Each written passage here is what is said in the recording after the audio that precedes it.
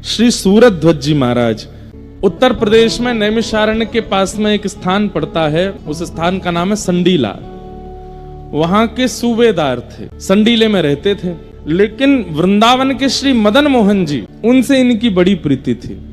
कभी कभी वृंदावन जाते थे और मदन मोहन जी का रूप देख करके ये इतने आनंदित हो जाते थे, बस उनको देखते ही रहते थे। कहते हैं एक बार इन्होंने मदन मोहन जी की बड़ी याद आई, लेकिन कार्य में इतने व्यस्त थे कि वृंदावन नहीं जा पा रहे थे। तो नगर में भ्रमण करते करते वहां पर गुड़ के बहुत सारे छोटे छोटे गुड़ के बाट ऐसे एक बैलगाड़ी के ऊपर रखे थे। इनके मन में आया कि मैं तो वृंदावन नहीं जा पा रहा, ठाकुर जी के लिए कुछ प्रसाद भिजवा देता हूं। और इन्होंने खूब सारी बैलगाड़ियां भर के गुड़ वृंदावन भिजवा दिया। गुड़ बेचने वालों ने इनसे कहा कि भैया तुम जितने रुपए में यहां से गुड़ खरीद के और पूरा किराया देकर के वृंदावन भिजवा रहे हो, इतने में तो तुम एक व्यक्ति को कुछ धन दे करके वृंदावन भेज दो, वृंदावन से गुड़ खरीद के ठाकुर जी के मंदिर में दे देते हैं, इतना पैसा क्यों लगवा रहे हो। सूरदास जी बोले कि हाँ, वृंदावन से यही गुड़ के अगर सामग्री में वृंदावन से खरीद के भिजवाऊं, मेरे 10 रुपया लगेंगे बस, लेकिन मैं संडीले से भेजूंगा, बैलगाड़ी में रख करके भेजूंगा, यहां से लोग चल करके जाएंगे, 2-3 दिन का मार्ग, बैलगाड़ियां धीरे धीरे चल के 3-4 दिन में पहुंचेंगी। तो श्री मदन मोहन जी को पता तो चलेगा, वहां तो बहुत लोग हैं गुड़ देने वाले, लेकिन जब संडीले से गुड़ जाएगा तो श्री मदन मोहन जी को पता तो चलेगा कि मेरा कोई प्रेमी है, उसने भेजा है मेरे लिए, वो स्वीकार करेंगे। और वही हुआ। 3 दिन बाद वो गुड़ पहुंचे और रात्रि का समय था जब गुड़ पहुंचे। श्री मदन मोहन जी का शयन हो चुका था, रात्रि के 12-1 बज रहे थे। मदन मोहन जी तो विचलित हो गए, श्री जी से बोले अरे सुनो, सुगंधी ना आई का? बोले काय की? बोले गुड़ की। गुड़ तो घनेरो पड़ो है रसोई घर में, रोज ही आती रहे। अरे रसोई घर वाली नहीं, बाहर ते आ रही है सुगंधी। श्री जी बोली हाँ आ तो रही है। बोले सूरत ध्वज ने भिजवाए संडी लेते। बोले तो मालपुआ खावे को मन कर रहा है। श्री जी बोली रात के 12-1 बज रहे हैं, शयन कर लो। ना मैं तो अब ही खाऊंगा। तो बोले पुजारी जी को जाके स्वप्न दे दो। सोई ठाकुर जी पुजारी जी के स्वप्न में प्रकट हो गए।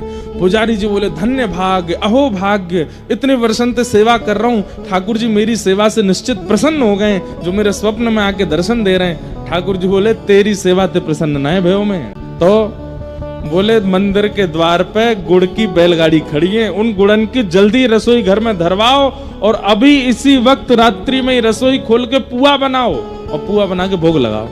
पुजारी जी बोले अच्छा, तो मेरे प्रेम से नहीं रीझे हो आप? ठाकुर जी बोले तो रीझ जाऊंगा, लेकिन तू पहले पुआ बनवा।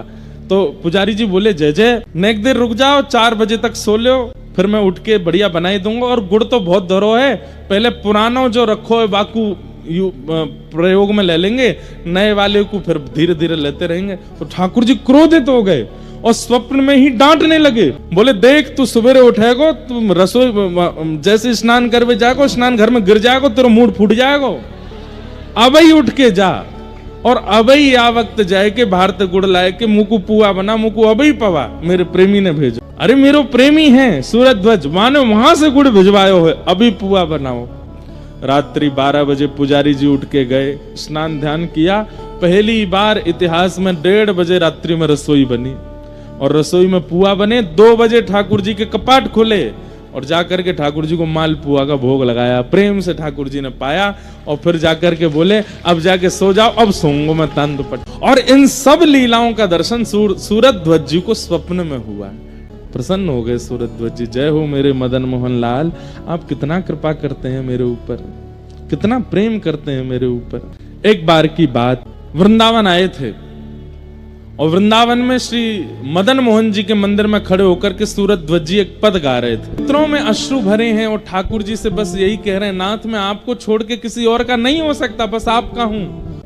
तो पीछे खड़े एक महात्मा सुन रहे थे। जैसे ही इन्होंने कहा संतन की पनही को रक्षक कहूं, पनही मतलब चप्पल, तो उन संत के मन में आया ये कह रहे हैं संतन की पनही को रक्षक, बड़ी बड़ी बात बोल रहे हैं मंदिर में खड़े होकर के, लेकिन ये कर नहीं सकते इस कार्य को। पीछे खड़े एक महात्मा बोले रुक जाओ, कल तुम्हारी परीक्षा लेता हूं मैं। अगले दिन सूरत ध्वज जी जितने दिन वृंदावन रहते थे अष्टयाम दर्शन करते थे मदन मोहन जी का। अगले दिन जैसे ही मंगला का समय हुआ, वो संत आए मदन मोहन जी उसी समय भीतर प्रवेश कर रहे थे मंदिर में, तो संत आकर के बड़े दुखी होकर के खड़े हो गए। सूरध्वज जी ने उनका मुख देखा, बोले भगवान दर्शन करने चलो, मंगला हो रही है। बोले कैसे जाऊं? बोले क्यों? इतनी महंगी मेरी पादुका कल कोई चुरा ले गया था, परसों नहीं पहनी, उस दिन भी कोई चुरा ले गया, रोज मेरी पादुका कोई ले जाता। अब मैं सोच रहा हूं कि पादुका उतार के कैसे जाऊं भीतर। सूरध्वज जी बोले मुझे ये सेवा दीजिए, आप दर्शन करो, मैं आपकी पादुका लेके बैठा हूं, आप जब दर्शन करके आ जाओगे आप पादुका पहन लेना, फिर मैं कर लूंगा दर्शन, और ये तो मेरी सेवा है, ये तो मेरा सौभाग्य। संत बोले नहीं नहीं नहीं, तुम्हारा नित्य का मैं देख रहा हूं 3 दिन से, तुम सुबह मंगला दर्शन और फिर श्रृंगार दर्शन और फिर ग्वाल दर्शन, बाल भोग दर्शन, सब राजभोग दर्शन, उत्थापन दर्शन, अष्टयाम दर्शन करते हो, मेरे कारण तुम्हारे दर्शन छूटेंगे। अरे नहीं, आप जाइए ना, आप दर्शन करिए, मंगला छूट जाएगी तो मैं अगला श्रृंगार दर्शन कर लूंगा, आप जाओ। और संत जैसे ही भीतर गए, सूरध्वज जी उन पादुकाओं को हृदय से लगा के बैठे और मन में क्या विचार कर रहे हैं? बोले एक पादुका श्याम सुंदर, दूसरी पादुका किशोरी जी हैं। आज तक तो ठाकुर जी दूर से दिखते थे, लेकिन आज मेरे हृदय से लग गए हैं, और लेख करके बस रोने लगे। वो संत भीतर गए, वो मंगला के दर्शन करके भीतर ही खड़े रहे, बाहर आए ही नहीं। घंटा 1.5 घंटा बाद श्रृंगार का दर्शन खुल गया, संत बाहर आए ही नहीं, भीतर ही बैठ गए। बोला आज देखता हूं, बड़ा कहते हैं संत कभी तो चिढ़ेगा, कभी तो परेशान होगा, चिल्ला करके बोलेगा कि निकलो बाहर, कहां अंदर बैठ गए हो। लेकिन सूरध्वज जी तो बस ऐसे ही बैठे हैं। धीरे धीरे उजाला हो गया, धूप तेज हो गई, श्रृंगार का दर्शन, बाल भोग का दर्शन, ग्वाल का दर्शन, राजभोग तक आ गया। सूरध्वज जी ऐसे ही बैठे। मंदिर बंद हो गया, संत जी अंदर ही सो गए। 4 बजे पुनः उत्थापन हुआ, उत्थापन होते ही देखा बाहर अभी भी ऐसे ही बैठे हैं। थोड़ी और परीक्षा ले लूं, औलाई हो गई, शयन के दर्शन हो रहे हैं, लेकिन अभी भी सूरध्वज जी ऐसे ही बैठे। संत का हृदय पिघल गया, बोले कि ये कहते नहीं है, ये है इनके चित्त में, ये संतों की पनही के रक्षक हैं। निकल करके साधु बाहर गए और जाकर के सूरध्वज जी को हृदय से लगा लिया, कान पकड़ने लगे, मुझे क्षमा कर दो, मैंने आपकी परीक्षा लेनी चाहिए। कल जब आपके मुख से सुना संतन की पनही को रक्षक कहा हूं, इसलिए जानबूझ करके ऐसा किया कि आपके दर्शन छूटे और अपनी पनहियां आपके हाथ में दे दूं। मुझे अब आप जल्दी जाओ, शयन का दर्शन बंद होने वाला, आपका नियम ना टूटे, मदन मोहन जी को देख आओ। तो सूरध्वज जी के नेत्र सजल हो गए, बोले मैं सुबह से दर्शन ही कर रहा हूं, हे नाथ आपने आज मुझ पर इतनी बड़ी कृपा की कि मेरे वर्षों की मदन मोहन जी के दर्शन का फल आज मुझे प्राप्त हुआ।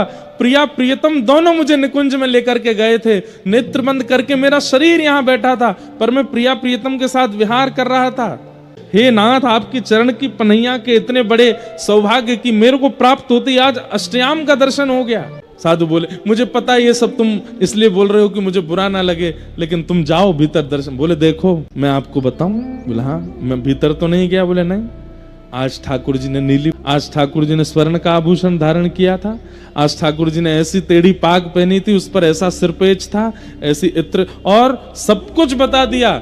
इत्र ऐसा था, प्रसादी ऐसी थी, प्रसाद में ये वाली कड़ी बनी थी, ऐसी रोटी बनी थी, सब बता दिया महात्मा को। सूरध्वज जी को हृदय से आप सुबह से बाहर बैठे, आपको कैसे पता?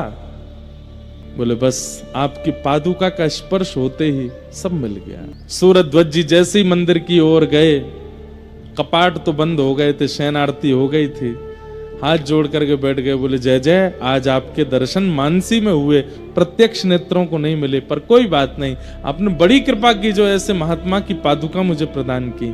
मैं आपकी देहली को प्रणाम कर लेता हूँ, कल मुझे संडीले वापस जाना है, इसलिए मैं यहीं प्रणाम करके जा रहा हूं। जैसे ही अपना सिर नवाया, सब मंदिर से जा चुके थे रात्रि का समय, जैसे ही सिर नवाया तो देहली पर उनको पत्थर का अनुभव नहीं हुआ, कोमल कोमल कोमल चरणार बिंदों का अनुभव हुआ। जैसे ही नेत्र खोल करके देखा, साक्षात श्री मदन मोहन जी प्रकट हो गए हैं, और प्रकट होकर के सूरध्वज जी को अपने हृदय से लगा, एक क्षण के लिए हृदय से लगा के मदन मोहन जी अंतर ध्यान हो गए।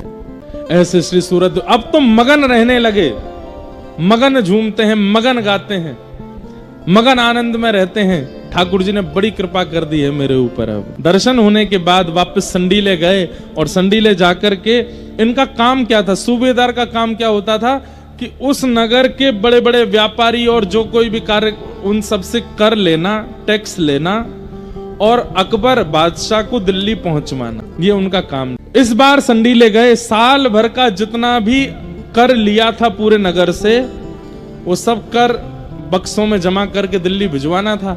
लेकिन इनके मन में आया, बोले ठाकुर जी का दर्शन हुआ, मैंने कुछ किया तो है ही नहीं, दर्शन का कुछ तो उत्सव मनाना चाहिए। तो इन्होंने क्या किया, जितना भी साल भर का धन आया था अकबर को भेजने के लिए, उन सब धन से आसपास के क्षेत्र में ढिंडोरा पिटवा के संतों को बुलवा करके सब संतों को पवा दिया, भंडारा कर दिया, ठाकुर जी के दर्शन का भंडारा किया। यहाँ दिल्ली से लोग आ गए थे बादशाह के कि भाई साल भर का जो कर है वो दो। तो इन्होंने सारे बक्सों में पैसे तो खर्च कर दिए, संतों को पवा दिए।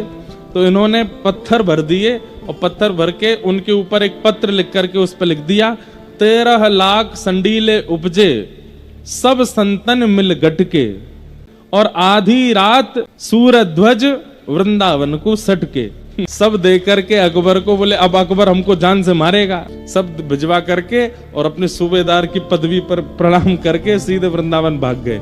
यहाँ जैसे ही लोग बाग आए, बोले महाराज संडीले का पूरा साल भर का कराया है। अकबर बोले खोल के दिखाओ। देखा तो पत्थर थे। बोले इसमें तो पत्थर है, एक पत्र लिखा है। बोले दिखाओ। और उसने जैसे ही देखा, क्या लिखा है, 13 लाख संडीले उपजे संतन सब संतन मिल गटके। अकबर बहुत जोर से हंसा। उसने फिर एक पत्र लिखा और पत्र लिख करके सूरध्वज जी को भिजवाया। और उसमें क्या लिखा अकबर ने, बोले गटके तो हमारे गटके, तुम काहे को सटके। ये तुम हमारा जो साल भर का कर था वो तुमने गटक लिया, तुम क्यों सटक गए हो, हमारा खर्चा हुआ, तुम क्यों भाग गए। कोई बात नहीं, रही है प्रेम से वृंदावन में। लेकिन अकबर का एक वित्त मंत्री था टोडरमल, उसको ये बात सहन नहीं हुई। बोले ऐसे कैसे, ऐसे तो जितने भी सूबेदार हैं भारत में इन सबके पर निकल आएंगे, ये सब कह देंगे कि जब सूरध्वज कर सकता है तो हम क्यों नहीं। इसको तो कठिन से कठिन मैं दंड दिलवा के रहूंगा। टोडरमल ने वृंदावन सैनिकों को भेजा और बोले अकबर को पता ना चले, सूरध्वज को पकड़ के दिल्ली ले आओ और तहखाने में डाल दो। सूरध्वज जी को पकड़ के हाथों में हथकड़ियां, पैरों में बेड़ियां बांध करके दिल्ली ले आए और ला करके उनको टोडरमल ने जेल में डलवा दिया। अकबर को पता नहीं है। एक दस्तम खां नामक बड़ा क्रूर जेलर था, उसके हवाले कर दिया। वो इनको इतना मारता था, इतना प्रताड़ित करता था कि हाँ श्री जी, हाँ मदन मोहन कह करके रोते थे। इन्होंने 6 महीने तो उसकी मार सही। उसके बाद कहा कि मैं अकबर को कुछ लिख दूं। तो जानते तो थे कि अकबर जो है वो लेखनी का बड़ा रसिक है। तो इन्होंने अकबर को एक पंक्ति लिख करके भेजी। क्या लिखा, एक तम अधियारो करे शून्य दई पुण्य ताही, दस्तम ते रक्षा करो दिनमणि अकबर साही। क्या कह रहे हैं, बोले कि भैया एक तम कहते हैं अंधेरा, एक तम जो है उसको उजाला कर देता है एक मणि। लेकिन यहाँ तो आपने मुझे 10 तम के हवाले कर रखा है। ये 10 अंधेरे एक साथ मेरे को घेरे बैठा, इतने प्रताड़ित करता है। हे अकबर, आप तो उजाले हो साक्षात, कृपा कर इससे मेरी रक्षा करो। अकबर ने जैसे ही पत्र पढ़ा, अब उस अकबर ने तुरंत कहा, बोले सूरध्वज जी को खोल दो। और सूरध्वज जी को पत्र लिख करके अकबर ने क्या लिखा, बोले भैया हम तुमसे बड़े रीझ गए, अब तुम वहीं चले जाओ। बोले कहाँ चले जाओ, जिस पर तुमने हमारे वो संडीले साड़े उड़ा दिए थे, उन्हीं की शरण में चले जाओ। श्री सूरध्वज जी महाराज मुक्त होकर के वृंदावन की रज में आ गए। श्री मदन मोहन जी के चरणों में आकर के खूब रोए, खूब आनंदित हुए और कहा कि नाथ बस अपनी शरण ग्रहण करा दो। बस ऐसा कहते कहते सूरध्वज जी एक दिन ठाकुर जी के सुंदर रास पूर्णिमा का दिन था, शरद पूर्णिमा के दिन रास का अनुभव करते करते ठाकुर जी में विलीन हो गए।